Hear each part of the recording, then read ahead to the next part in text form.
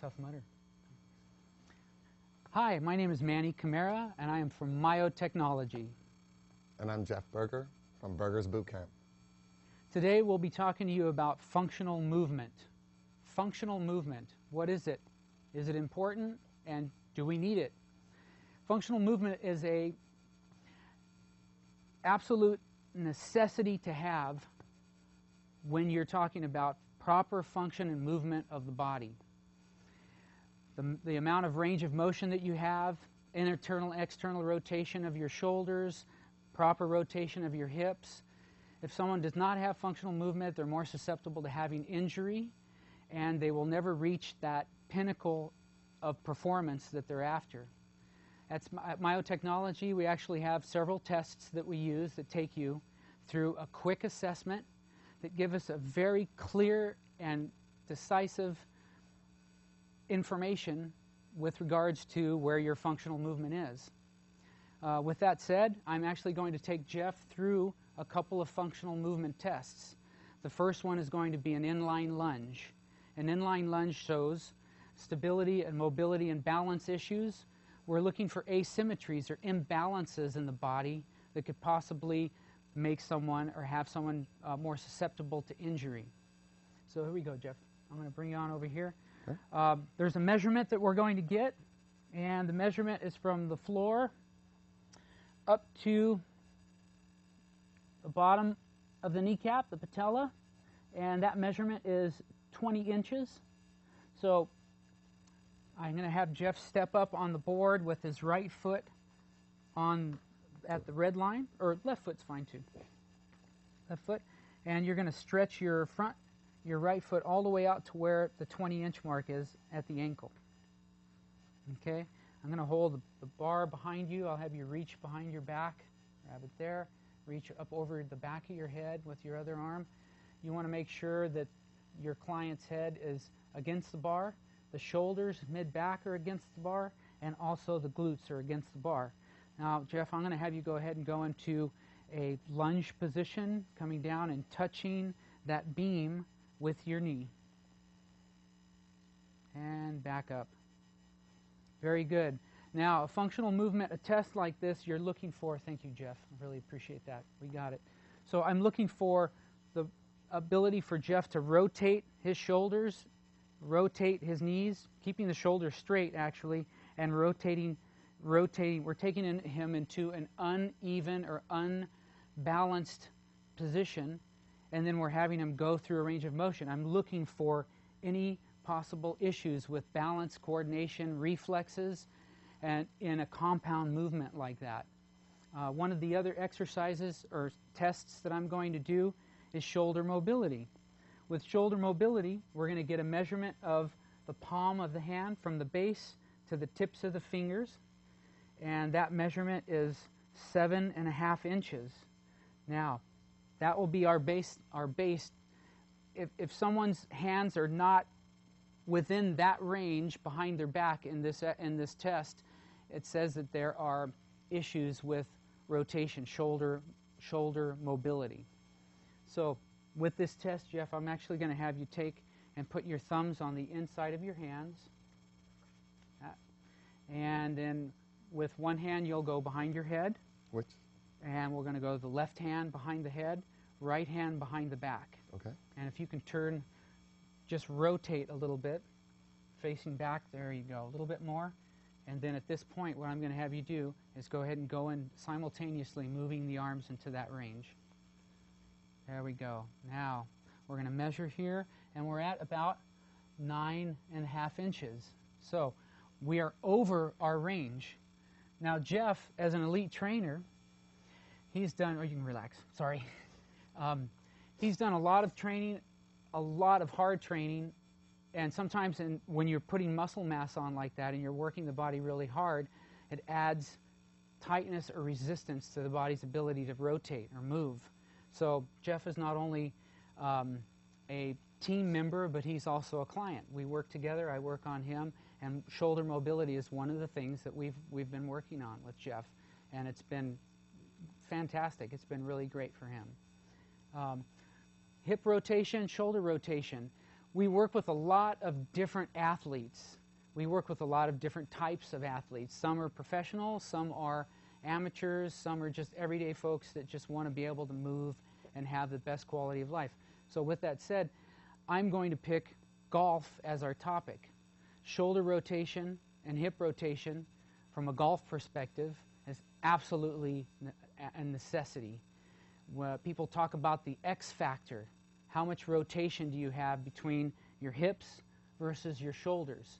An ideal rotation is 10% hips, 90% shoulders.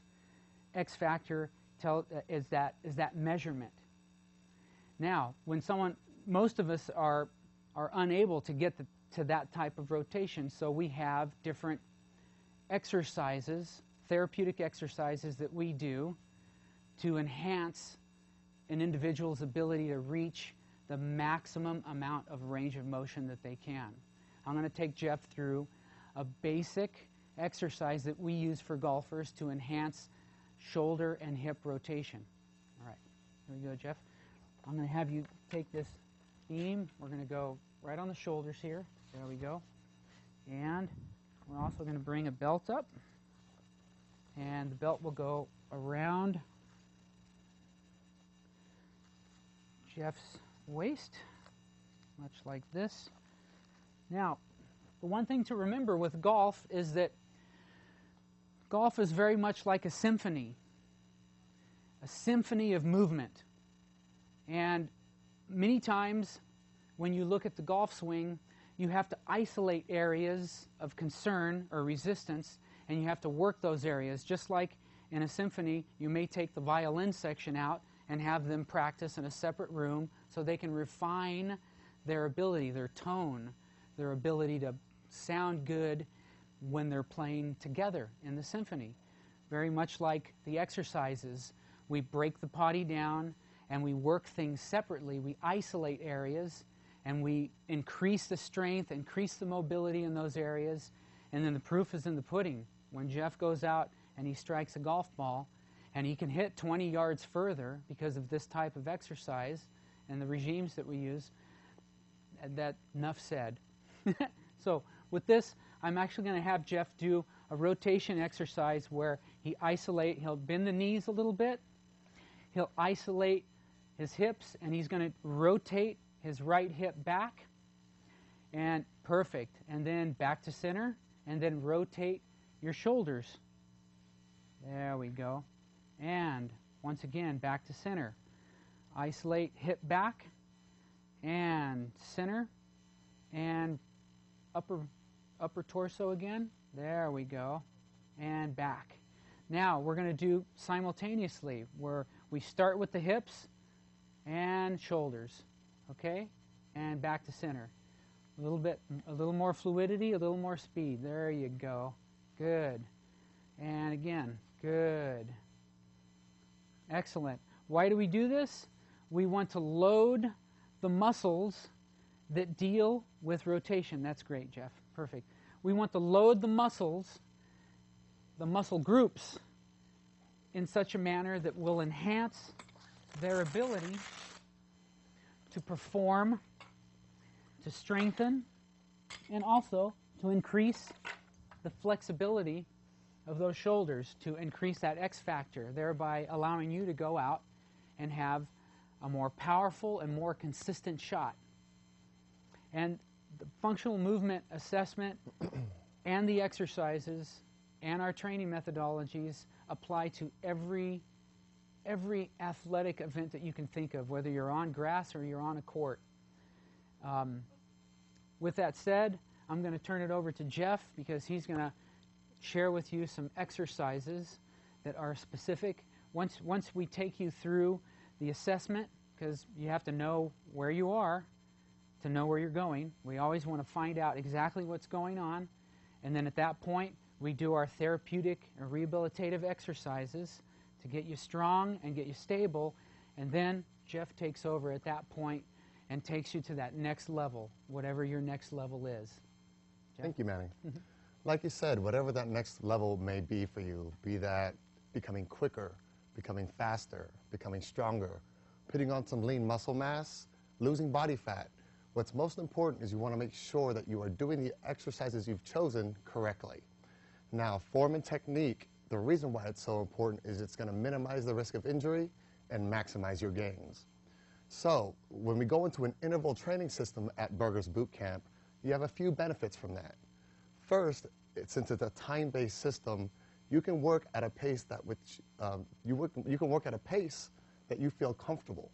Now, when you feel comfortable, you can then start to focus on technique and form.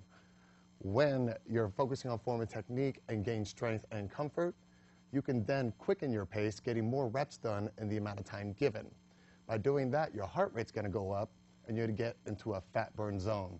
So with interval training, not only are you getting the benefits of strength and conditioning, but now with your heart rate up at the fat burn zone, you're also burning calories and body fat. So let's take you through a couple of examples. At Berger's Boot Camp, you're going to have 3 different variations of the same exercise: a beginner, an intermediate, and an advanced. Now, what that enables people to do is choose for themselves. So people of different athletic abilities, different athletic levels can all participate in camp. The first exercise we're going to go through is high knees. Now, you have a group of people, and what's going to happen is everybody's going to make sure that everybody's body is in perfect alignment. Feet directly under their hips, and Manny's going to help me demonstrate this exercise. With his feet directly underneath his hips, he's going to make sure his posture is directly upright. He's going to make sure that core is tucked in nice and tight. And the first exercise that we're going to go through is a march. Okay? With a march, he's going to synchronize his opposite hand and foot, and he's going to bring his knee up to hip level with a tight core. Go ahead and demonstrate, please. There we go. And quicken your pace, please. For 3, 2, 1, and time. Thank you, Manny. Okay. That's the beginner's version. The second version that you're going to go through, the intermediate, is going to be the jogging in place. Go ahead and jog, Manny. Take the jog nice and easy. Nothing too strenuous. Notice his posture is still nice and upright, core nice and tight. He's going to bring his knees up directly in front of his hips, not out to the sides, making sure his body stays in alignment. For 3, 2, 1, and time. Beautiful. Feeling a little winded there? Okay, yeah, already, man. You like I need that, to huh? take your class. Hey, you're welcome anytime. So the last version, the advanced, is going to be the actual high knee exercise. What you're doing there is you're combining height and speed. So go ahead, Manny. Take a good height, under nice and control. Keep posture. Continue to breathe. For 4, 3, 2, and time. Thank you, Manny. Now, any of these 3 versions are going to jump your heart rate. So with your heart rate up, you're now burning calories. Now you're burning some body fat. Okay? So after you finish with the high knees, you're then going to bring it over to another exercise right off the bat. That's going to be the push-up. Now, there's 3 different versions of the commando push-up that you're going to go through. There's, again, a beginner, an intermediate, and an advanced. So, Manny, go ahead and come down to the mat here on your knees, please. Now, what's important here is, again, you want to make sure that your body stays in alignment. Though Manny's on his knees, he's going to bring his knees all the way together for me. All the way together. Beautiful. Now, with his hands comfortably placed apart, he's going to lean over his hands, bringing his hands into about chest level. What you want to notice is he's got a straight line here from shoulder, hip to knee. Now, with this straight line, with his hips up slightly, right there, beautiful, with his core nice and tight, he's going to maintain his posture by bringing his shoulders down. He's going to bend his elbows to bring his chest 3 inches off the floor. Go ahead and come down and lift right back up. Beautiful. Now he's going to come up to a plank position with his feet, straining the core, and he's going to bring his right knee underneath him, replace it back to center, drop to his knees, and back to the original position. He then does another push-up, comes right back up, goes back into a plank position, brings the opposite knee underneath him, brings it back, goes down to his knees, and he can sit back and rest. Thank you, Manny. Sure. What that does is it strains the core in different ways, not only strengthening the chest, shoulders, and triceps, but now the core is engaged, and when he brings one of the knees in underneath himself, it gives the core a different kind of tension, a different kind of strain, making it a little harder to stabilize as he goes through his push-up position. Version number 2, he's going to go back into push-up position, please. This time he's going to start up on his feet. He's going to execute a push-up, dropping down 3 inches off the floor, pushing right back up, pulling the right knee underneath him, placing it back, dropping down for another, coming right back up, left knee in, coming right back, dropping to your knees, and sitting back and resting. And those are two versions of the commando push-up. And go ahead and rise, Manny. You can come up to your feet. And with those two versions of the push-up, the commando push-up, what's going to happen is you do the high knees first, and then you go into the commando push-up. So your heart rate is up, burning calories, and now you're going through some strength training, keeping the heart rate up at a good pace to get the body fat burn and the strength and conditioning. That's excellent. Thank you, Jeff. That was great. Well, And we would like to thank you all for taking the time to watch our educational video, and we look forward to bringing more wonderful information to you guys. Once again, Manny Camara from Myotechnology. and I'm Jeff Berger from Berger's Boot Camp. Thank you very much.